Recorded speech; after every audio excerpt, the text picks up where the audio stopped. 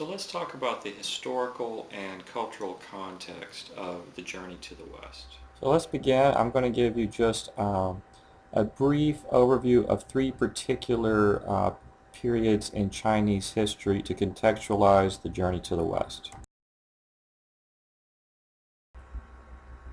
Even though the journey to the West is written in the Ming Dynasty time period, it really harkens back to an earlier time, that of the Tang Dynasty from 618 to 907 Common Era or AD. You can kind of think of this in terms of pop culture today.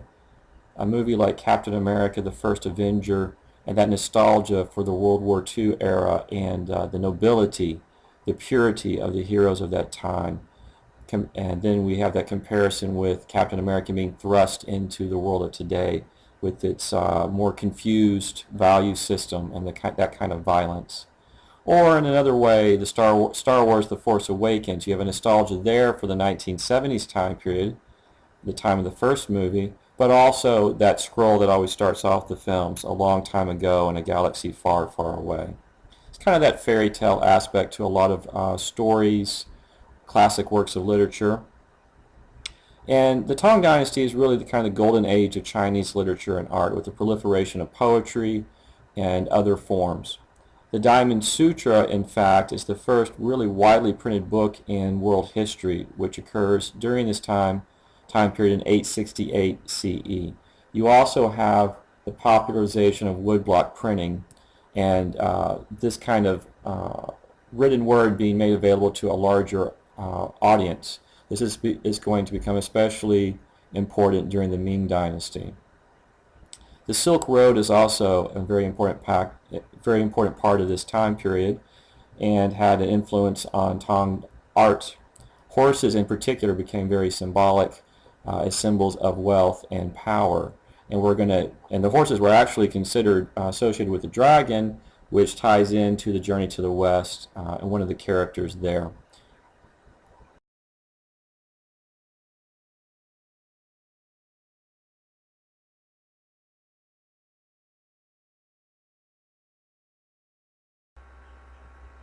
So the next period that we're going to look at that's important in terms of journey to the West is the Yuan dynasty, also known as the Mongol dynasty.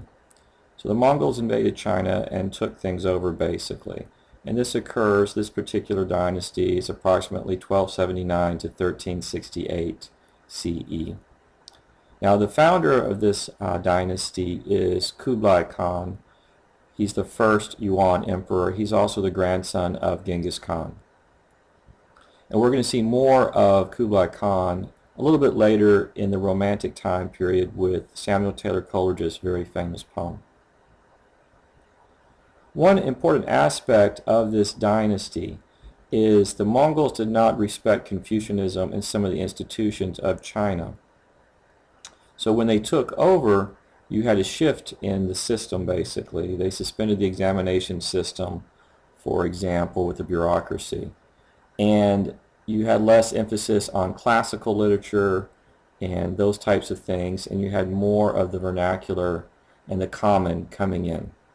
And this is going to become really a more significant issue in the Ming time period. So what comes to your mind when I mention the word China?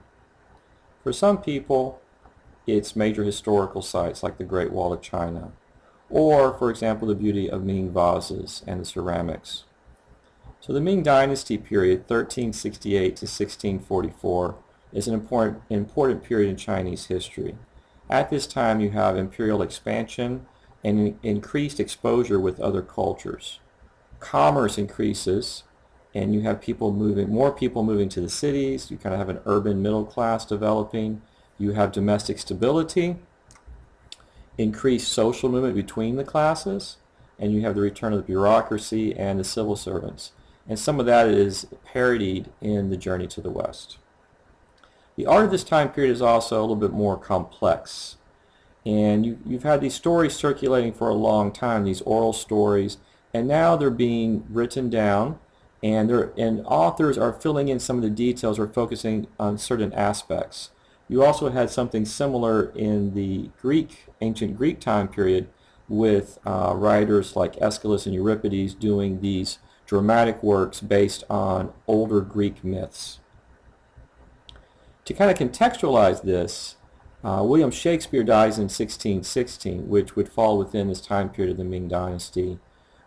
Queen Elizabeth's time period also, the Elizabethan age, falls within this range. Now the journey to the West is really based on a historical figure, and that is the monk Xuanzang, who lived from 596 approximately to 664 Common Era. So on this real historical journey to the West, the monk went on a 17-year journey, which occurred from 627 to 644 CE. And this was an epic, arduous trek.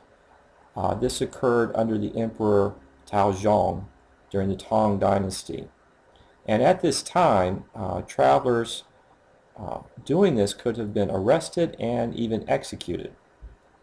However, when the monk did eventually return, he was celebrated, and it was a major success. He spent, after that journey, going to India and back, he spent 20 years translating the Buddhist texts which he brought back. These were translated into 75 volumes, or approximately 1,300 scrolls. So just a major accomplishment. In 646 CE, the Great Tang Dynasty record of the Western regions was published by the monk, recounting his journeys. And in those journeys, he crossed China, Kyrgyzstan, Afghanistan, Pakistan, Nepal, Bangladesh, and India. And his journey often overlapped with the Silk Road, which you have a picture of here. And it's interesting, the translation, there's no story about that one, which, I guess makes sense, but the translation itself was a major epic undertaking. And along the Silk Road, travelers had many they had many checkpoints, and you see some of this aspect in the difficulty of travel and that bureaucracy in the journey to the West with the Nation of Women.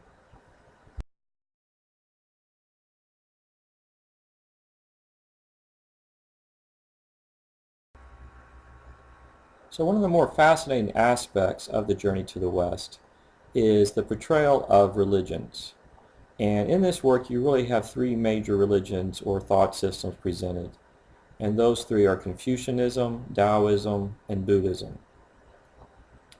And it's very complicated in the work in the sense that these three sort of overlap. There's conflict, and we see that symbolically actually in the text, which we'll explore here shortly, but they complement each other. In Chinese culture at this time, you have an overlap of certain rituals, so you can kind of go back and forth between them. So there's a certain sort of issue of trying to harmonize these different ways of seeing the universe. The strongest conflict is probably between Confucianism and the other two, Taoism and Buddhism. In Confucianism, you really have the importance of family and respect for the elders and ancestors. Respect with children, wives, towards husbands, with the husbands as the leaders in this sort of male patriarchy. And the family is seen as really the underlying structure for ideal society and government. And this is in conflict to some degree with the more individualistic religions of Taoism and Buddhism, which are really more retreating into the self and meditation. And we see that conflict acted out in the journey to the West, in the Nation of Women, for example. In Taoism, it's really about going with the way, the natural flow, and the order of the universe, the yin and the yang. And it kind of goes against Confucian thought because this is going away from these rigid rituals and very set social classes. In Buddhism, which is really kind of emphasized in the work, and the pilgrimage itself with the group is to get the sacred texts from India and return them to China and share them with the culture to translate those.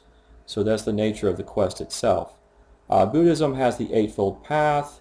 You have the ideas of nirvana, of karma, and of cyclic rebirth until you achieve that perfect state. And we'll explore a little bit later Kuan Yin, the goddess, the Buddhist goddess of mercy, who is actually kind of a spiritual guide on this quest. You can kind of think of her in some ways as, say, Cate Blanchett's character in the Lord of the Rings movies. Another interesting aspect of the Journey to the West is the figure of the Monkey King. And scholars have really been exploring this for some time, the connections with the portrayal of the Monkey King in this Chinese work compared to the depiction of other monkey-like deities and figures in Indian tales. And one of these aspects is Hanuman, and they share similar characteristics. Their strength, flying on clouds. They use their bellies actually as weapons. I use that one on occasion too, of course. So anyway, just kind of keep that in mind. You have some of these interesting cross-cultural overlaps and transformations, just like the Monkey King himself. So a little bit about the author. Wu Chang'an was born around approximately 1500 and passed away 1582. His work was published anonymously, and this may be because it was in the vernacular and that kind of vulgar tradition. It wasn't classical, and so works were sometimes published that way. Although again, very popular work. Wu Chang'an was a minor official serving under the Ming Dynasty. And he always, throughout his life, had an interest in the strange, the kind of surreal, and the bizarre. And you can definitely see that in this work. However, there still is debate about the authorship of The Journey to the West. The consensus is that Wu Chang'an was the author, but just like some of the conspiracy theories surrounding Shakespeare, not everybody is in 100% agreement on that. I hope that helps to clarify some of the historical and cultural context of this fascinating work.